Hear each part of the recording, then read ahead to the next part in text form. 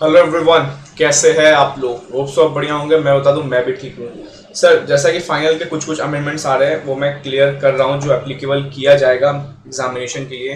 तो कुछ अमेंडमेंट्स नवंबर 22 के लिए भी सीए इंटर लेवल पे आए हुए हैं, उसको भी डील आउट करते हैं। छोटे छोटे अमेंडमेंट्स है, 3-4 अमेंडमेंट्स है, उसको देखते हैं। ठीक है, फाइनल वाले को मैंने निधि कंपनी एंड एफसीआर में बता दिया था। अभी जैसे अमेंडमेंट आएगा आरटीपी में चीजें क्लियर होंगी। बट इंटर वालों आपके लिए एक ही वीडियो है, ठीक है? जो इंटर में है उनके लिए वीडियो है, अमेंडमेंट है, अच्छे से देखना, मैं क्लियर करूंगा अच्छे से समझाने का। चलो सर, रीजन मैंने अमेंडमेंट सारे लिख के रख लिए हैं। ठीक है, अमेंडमेंट्स नवंबर 22 के लिए है कि जो अमेंडमेंट्स 1 नवंबर 2021 से लेकर 30 अप्रैल 2022 तक के आए हुए वो सारे अमेंडमेंट्स नवंबर 22 के लिए एप्लीकेबल होते हैं। तो मैं बोलूँ 6-7 महीने वाले अमेंडमेंट्स वो आपके लिए एप्लीकेबल होंगे। बट क्लियर सिनेरियो आपका आरटीपी आने के बाद पता चलेगा। तो just wait for the RTP. उससे पहले जो अमेंडमेंट्स आपके लिए एप्लीकेबल हो चुके हैं या एप्लीकेबल होने वाले हैं वो आप देख लीजिए। चलिए, सबसे पहले पहला अमेंडमेंट चार्ज चैप्टर है। ठीक है, रजिस्ट्रेशन ऑफ चार्जेस। ठीक है, उस चैप्टर से अमेंडमेंट क्या है सर? वहां पे रूल 3 होता था। मेरे रेगुलर क्लास में बच्चों ने पढ़ा होगा चार्जेस चैप्टर, वहां रूल 3 होता था। नहीं याद हो रहा होगा, कोई बात नहीं।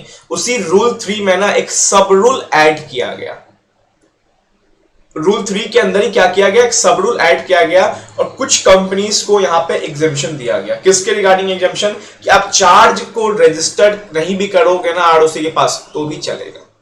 कौन है सर यहाँ पे? ऐसे तो हमने पढ़ा था लगभग जिस कंपनी ने लोन लिया, सिक्योरिटी दिया और चार्ज क्रिएट हो रहा है, मॉर्गेज क्रिएट हो रहा है, तो भैया आरओसी को बताना पड़ता था, दरवाजा खटखटाना पड़ता था। हाँ, बट सुनो, सब रूल 5 में एक चीज लाके रूल 3 के अंदर अमेंडमेंट्स बहुत इंपॉर्टेंट होते हैं एग्जाम के लिए। 3 से 5 मार्क्स यहाँ मिल जाता है आपको। सुनो क्या बोला है, nothing contained in this rule shall apply to charge required to be created or modify. Nothing content मतलब नहीं लगेगा ये रूल। ठीक है, nothing content in this rule, जो भी रूल मैंने पढ़ा रूल 3 में कि चार्ज को रजिस्टर करना पड़ता है, ये नहीं लगेगा। ये कब किस में लिख दिया? सब रूल 5 में लिख दिया कि nothing content in this rule shall apply to charge required to be created or modified by a banking company। मतलब बोल रहा है बैंकिंग कंपनी आप पे है ना, ये चार्ज वाला प्रोविजन नहीं लगेगा जहां पे आपको चार्ज को आरओसी को रजिस्टर करना पड़ेगा। किसके द्वारा? बैंकिंग कंपनी के द्वारा। अभी सुनो, चीजें नहीं अभी कंप्लीट हुई, अभी है।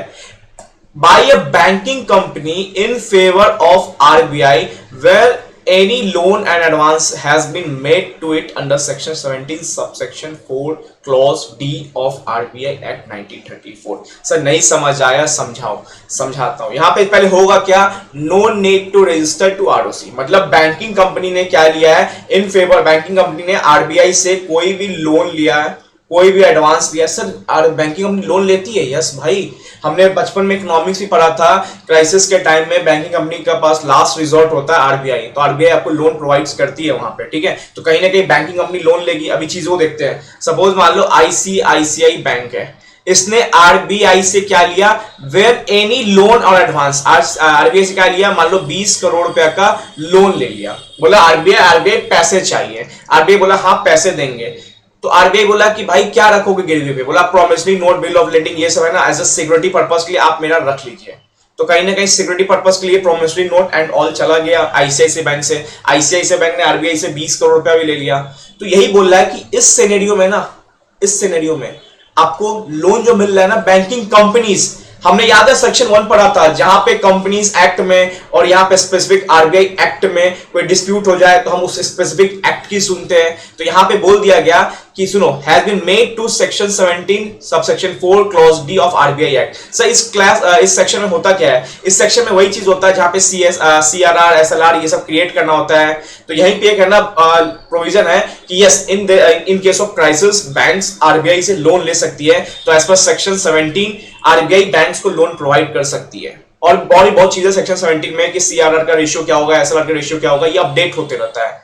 तो कहीं ना कहीं सेक्शन 17 के तहत आरबीआई के तहत अगर कोई भी बैंकिंग कंपनी आरबीआई एक्ट के तहत बैंकिंग आरबीआई से लोन लेती है और एज अ सिक्योरिटी के लिए प्रॉमिसरी नोट एंड ऑल देती है, तो कहीं ना कहीं यहां भी एक चार्ज क्रिएट हो रहा है। बट यहां पे इस बैंकिंग कंपनी को ना आईसीआईसीआई को चार्ज को रजिस्टर नहीं भी करेगा तो भी चलेगा। तो क्वेश्चन कभी भी चार्ज का आ गया अच्छे से तो दिमाग लगाना, अगर कोई बैंकिंग कंपनी और आरबीआई का केस हो गया तो यहाँ पे चार्ज नहीं भी क्रिएट हुआ ना, चार्ज नहीं भी रजिस्टर हुआ ना, चलेगा। ठीक है, चार्ज नहीं भी रजिस्टर हुआ, अगर चार्ज क्रिएट हुआ, यस चार्ज क्रिएट हुआ, एक तरह से पूरा लोन वाला चक्कर बना, but no need to register to ROC.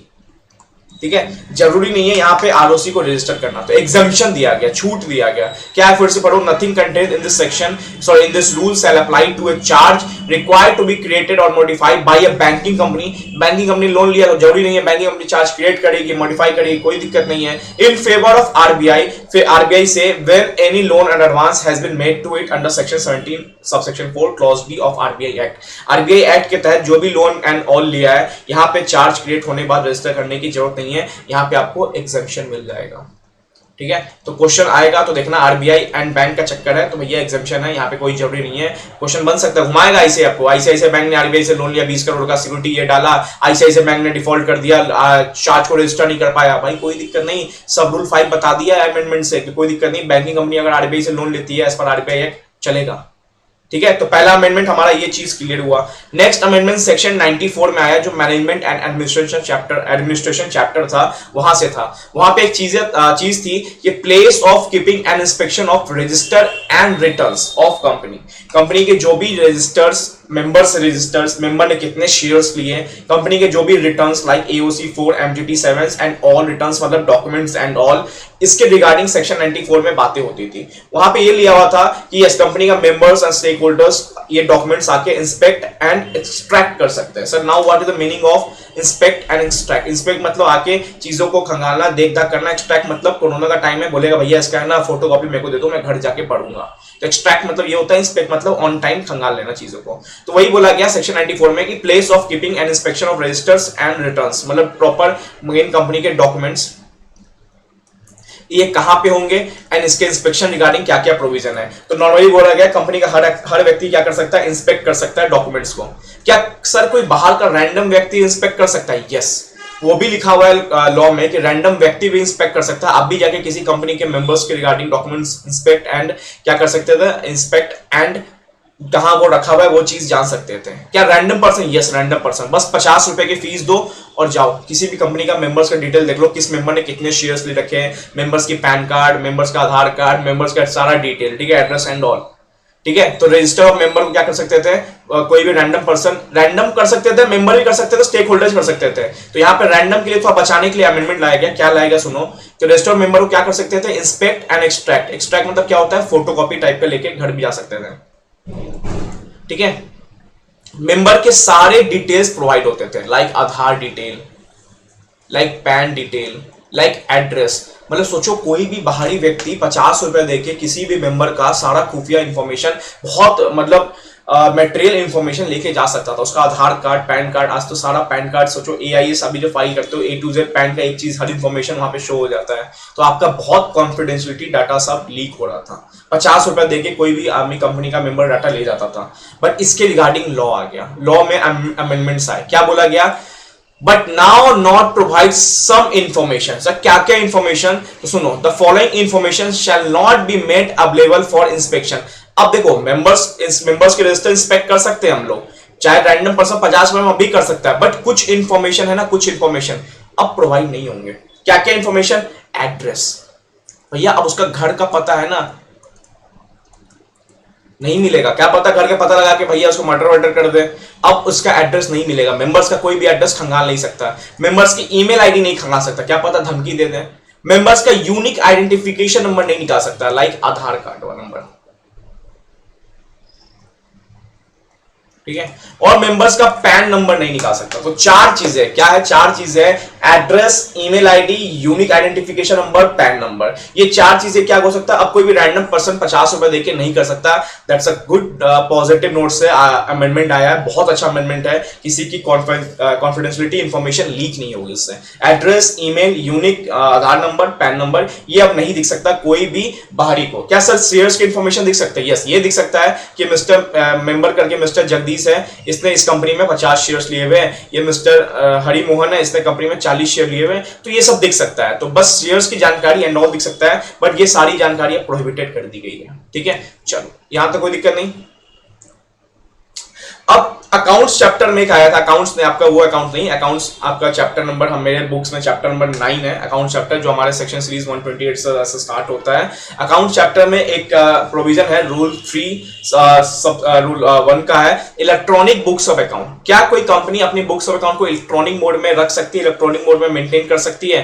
तो यस, कंपनी चाहे तो फिजिकल एंड इलेक्ट्रॉनिक मोड में, दोनों मोड में क्या रख सकती है, अपने बुक्स ऑफ अकाउंट को रख सकती है। बट सुनो, उसके रिगार्डिंग लॉ थे कि एक्सेसिबल होना चाहिए, एनी टाइम अवेलेबल होना चाहिए, कॉपी के रूल 3 बोलता है, यहां भी रूल 3 का चक्कर है, रूल 3 बात करता है, यस रख सकते हो, बट उसके रिगार्डिंग ये सारे प्रोविजंस को आपको फॉलो करना पड़ेगा। ठीक है, अब सुनो, अब यहां पे प्रोवाइडेड देख के बहुत इंपॉर्टेंट अमेंडमेंट आया, जो कहीं ना कहीं सीए इंडस्ट्री में भी खलबली मच गया था, ऑडिटर इंडस्ट्री में भी खलबली मच गया था। ठीक है, कहीं ना कहीं ऑडिटर को भी हिट किया था। क्या बोला?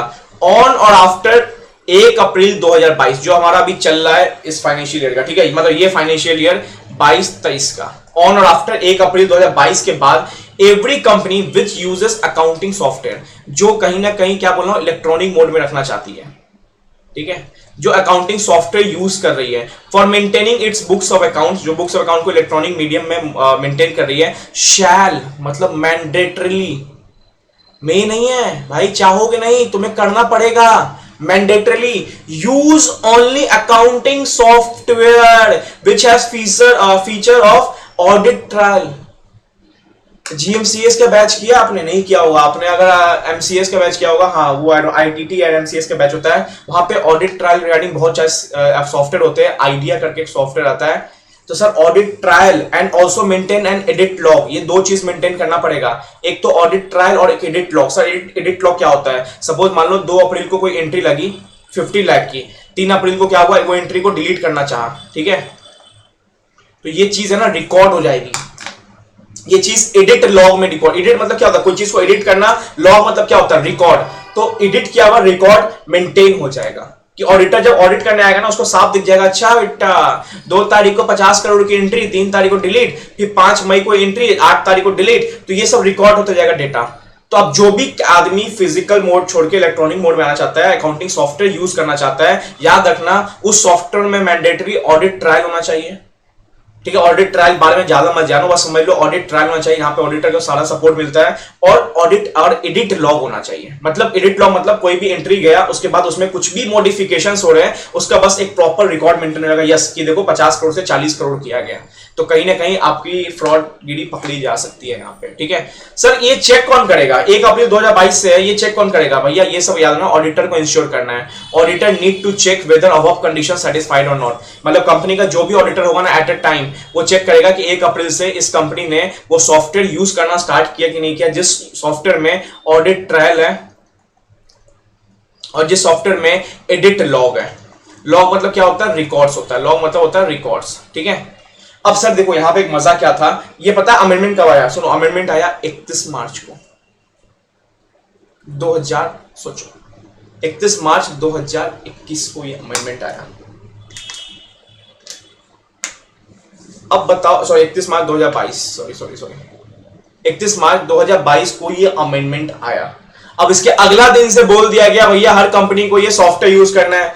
कैसे भाई? रात को 10 बजे आया था अमेंडमेंट, और तुमने बोल दिया कि बस 2 घंटा बाद आप जो भी कंपनी है उसको ये सॉफ्टवेयर यूज करना है। ऑडिटर कहां से हो पाएगा? ऑडिटर भी कहां से चेक कर पाएगा कि कंपनी कर रही कि नहीं कर रही है? तो इसको सुधारने के लिए ये 2022 काट के 2023 लिखा गया, ठीक है। 2022 कट करके 2023 लिखा गया कि ठीक है, 1 साल और रिलीव करते हैं कि कोई बात नहीं। अब 2023 से क्या करना है, मैंडेटरीली आपको क्या करना है, ऑडिट सॉफ्टवेयर में आपको अकाउंटिंग सॉफ्टवेयर में आपको audit trial and edit log का यूज करना है। तो कहीं ना कहीं अब 2022 नहीं हो पाता भाई, बॉस खलबली मच गई थी सबके इंडस्ट्री में, तो 2022 काट के 2023 किया गया। तो मतलब अगले साल 1 अप्रैल से हर कंपनी को जो अकाउंटिंग सॉफ्टवेयर इलेक्ट्रॉनिक मोड में मेंटेन करता है उसको audit trial and edit log maintain करना पड़ेगा। कोई दिक्कत नहीं, 3 अमेंडमेंट इंपॉर्टेंट है, ये ऑडिट ट्रायल वाला ऑब्जेक्टिव बन सकता है। अब एक बात सुनो, हर कंपनी को अपना ना चौथा अमेंडमेंट, ठीक है, 4th अमेंडमेंट इसी चैप्टर से, ठीक है। हर कंपनी को है ना अपना AOC 4 फाइल करना पड़ता है। Sir now what is AOC 4? ठीक है, ऑडिटेड फाइनेंशियल स्टेटमेंट्स होते हैं कंपनी के, annual financial audited financial statement होते हैं कंपनी को, ये फाइल करना पड़ता है कि यस आपकी अकाउंट्स ऑडिट हो गई है, हमारे ऑडिटर ने सब कुछ कर दिया है, ये हम कंपनी ROC को फाइल कर रहे हैं। और एक एनुअल रिटर्न होता है, वो MGT 7 होता है। ठीक है, NGT7 is annual return, AOC4 is audited financial statement. ठीक है, अब हर कंपनी को ये फाइल करना पड़ता है। अब इसके अंदर रूल 12(1)(b) करके लाया गया। सुनो क्या है, every company cover under section 135 subsection 1। Sir ये कौन सा सेक्शन है, ये CSR का है। ठीक है, कॉर्पोरेट सोशल रिस्पॉन्सिबिलिटी वाला सेक्शन है कि कुछ कंपनीज को जो फॉल कर जाएंगी, लाइक जिनका turnover 1000 crore, net worth 500 crore, net profit वाला चक्कर है, वो कंडीशन सेटिस्फाइड होता है, मतलब बड़ी कंपनीज है, उसको CSR एक्सपेंडिचर करना पड़ता है, मतलब पब्लिक के लिए कुछ काम करना पड़ता है। बहुत सारी कंपनीज में ऑडिट किया था, वहां पे पुलिस ऑफिसर को बाइक दे दिया, पार्क्स बना दिए, ब्रिजेस बना दिए, तो पब्लिक के लिए काम करो, एक 2% ऑफ नेट प्रॉफिट टाइप का कंट्रीब्यूशन करना पड़ता है, तो कहीं ना कहीं अच्छा खासा कंट्रीब्यूशन हो जाता है। तो ऐसी कंपनीज जो सेक्शन 135 सबसेक्शन 1 में कंट्रीब्यूशन करती है, शैल furnish a report on CSR।